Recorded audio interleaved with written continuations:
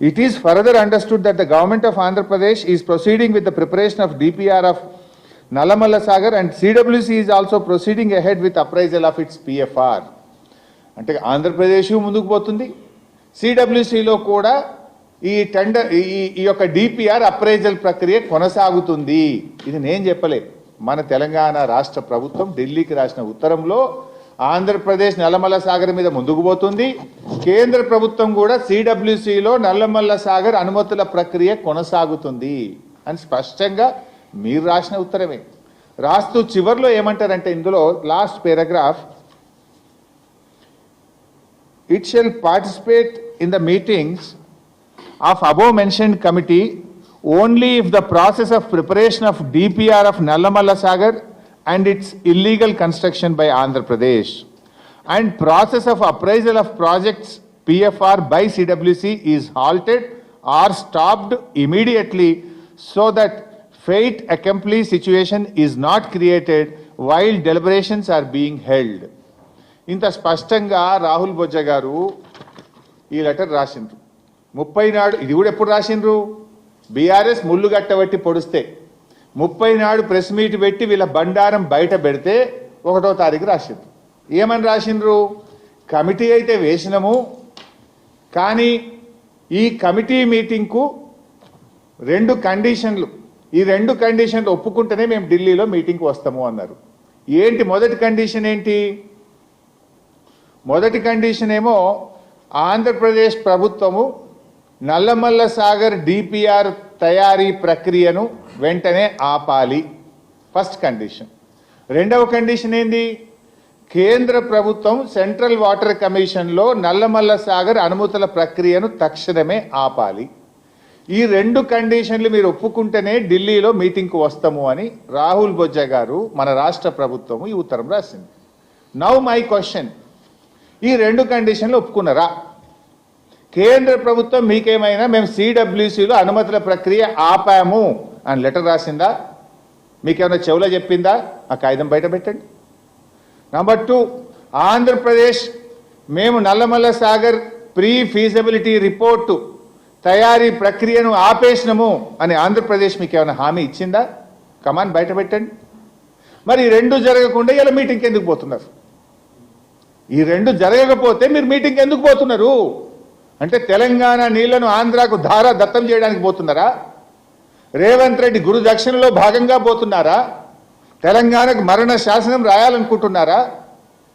ఇది తెలంగాణ తెచ్చిన పార్టీ, తెలంగాణ కోసం పోరాడిన పార్టీ, తెలంగాణ హక్కులకు అన్యాయం జరుగుతుంటే ఒక్క క్షణం కూడా ఊరుకోని పార్టీ. ఊరుకోం గాక ఊరుకోం.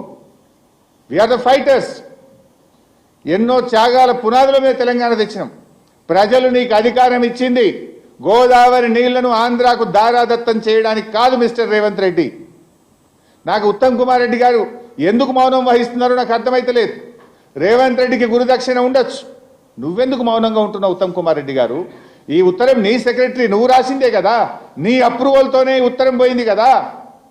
మరి ఈ ఉత్తరం రాసిన నువ్వు ఎటువంటి హామీ లేకుండా కేంద్రం నుంచి ఆంధ్రప్రదేశ్ నుంచి హామీ లేకుండా ఎందుకు పడి పరిగెత్తి ఢిల్లీ మీటింగ్లో పాల్గొంటున్నారు?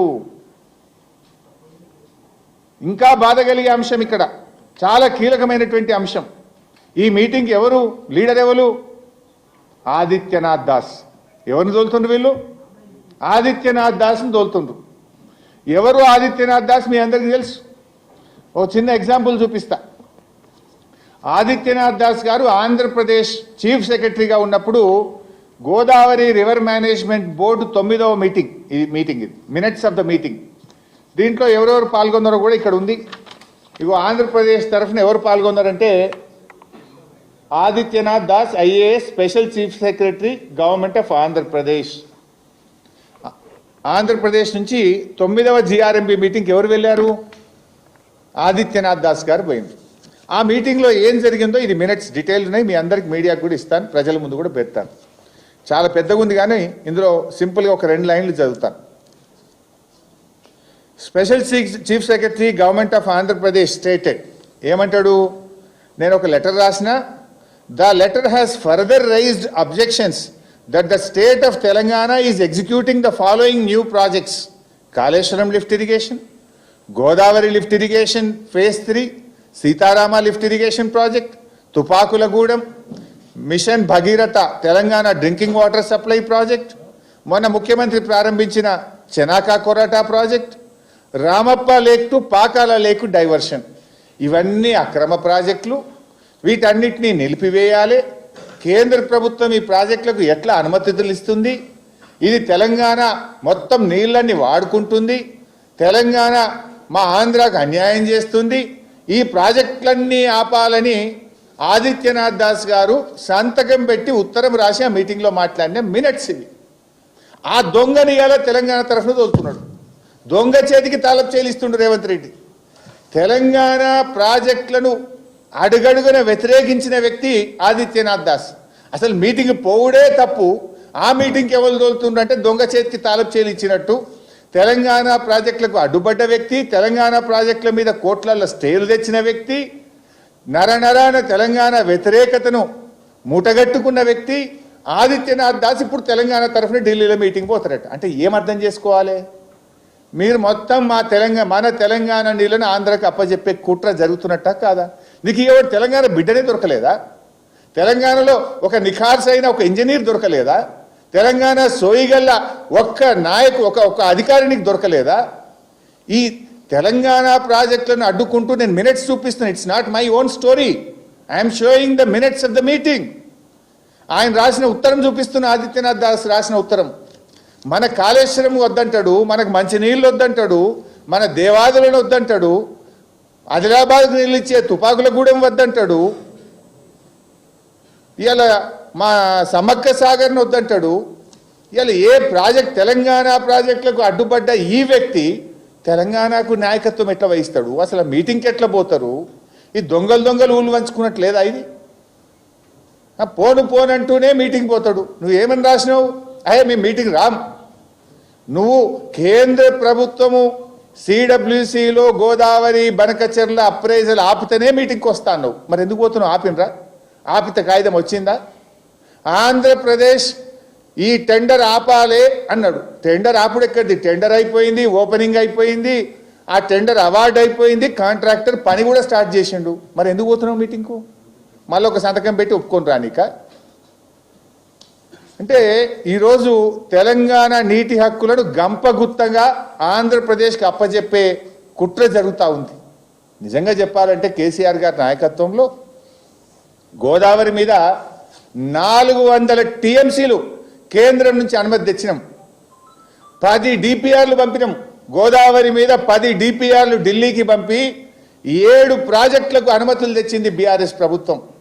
400 టీఎంసీల నీళ్ల హక్కులను సాధించింది బీఆర్ఎస్ ప్రభుత్వం.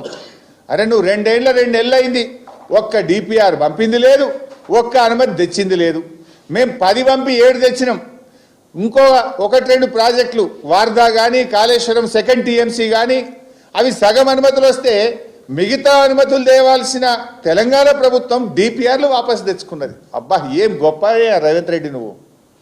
ఒక్క చుక్క నీళ్లు అనుమతి తెచ్చింది లేదు, ఒక్క డిపిఆర్ కొత్తగా పంపింది లేదు. బీఆర్ఎస్ పంపిన డిపిఆర్ వాపసు వచ్చింది రేవంత్ రెడ్డి పాలనలో. 10 డిపిఆర్లు పంపి 7 డిపిఆర్లకు 7 ప్రాజెక్టులకు మేము అనుమతులు తెచ్చినాం.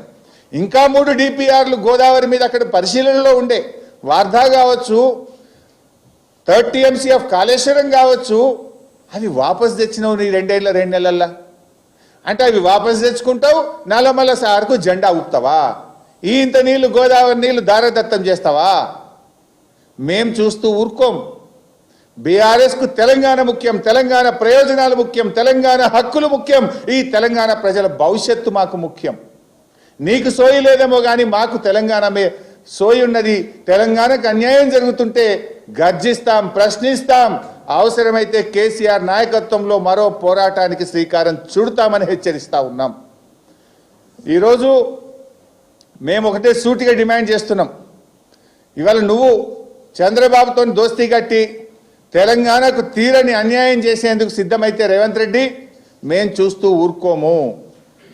తెలంగాణ నీటి హక్కులను కాలరాయడానికి ఆంధ్రప్రదేశ్ ఒత్తిడితో కేంద్ర ప్రభుత్వం నిర్వహిస్తున్న ఈరోజు ఢిల్లీలో జరగనున్న సమావేశాన్ని బైకాట్ చేయాలని బీఆర్ఎస్ పార్టీ డిమాండ్ చేస్తుంది. ఎందుకు బైకాట్ చేయమంటున్నాం? నువ్వే రాసిన ఉత్తరం. కేంద్రం హామీ ఇస్తే ఆంధ్రప్రదేశ్ పనులు ఆపుతూనే మీటింగ్కి వస్తాను. కేంద్రం నీకు హామీ ఇస్తే బయటపెట్టు, ఆంధ్రప్రదేశ్ పనులు ఆపుతూ నీకు ఉత్తరం రాస్తే దాన్ని బయటపెట్టు. ఆ రెండూ జరగకుండా నువ్వు డూడు బస్వన్నలాగా తల ఊపడానికో, దొంగ చేతికి తాళపు చేయిలిచ్చి తెలంగాణ ప్రాజెక్టులను వ్యతిరేకించిన ఆదిత్యనాథ్ దాస్ను ఇవాళ నువ్వు ఢిల్లీకి పంపడం అంటే తెలంగాణకు ద్రోహం చేయడమే. ఈ మీటింగ్ను బాయ్కాట్ చేయాలని బీఆర్ఎస్ పార్టీ డిమాండ్ చేస్తూ ఉంది. ఒకవేళ మీరు మీటింగ్ బాయ్కాట్ చేయకుండా తెలంగాణ హక్కులను కాలరాస్తే బీఆర్ఎస్ పార్టీ మరొక పోరాటం చేయవలసి వస్తుందని చెప్పి కూడా మేము హెచ్చరిస్తూ ఉన్నాం. కేసీఆర్ పాలనలో ఇది మేం చెప్తున్నది కాదు. నిన్న ఢిల్లీలో పార్లమెంట్లో ఎకనామిక్ సర్వే రిపోర్టు కేంద్ర ప్రభుత్వం అధికారికంగా పార్లమెంట్లో పెట్టిన రిపోర్టు చెప్పింది. ఏం చెప్పిందో మీకు తెలిసి రిపోర్ట్లో కేంద్ర ప్రభుత్వమే చెప్పింది.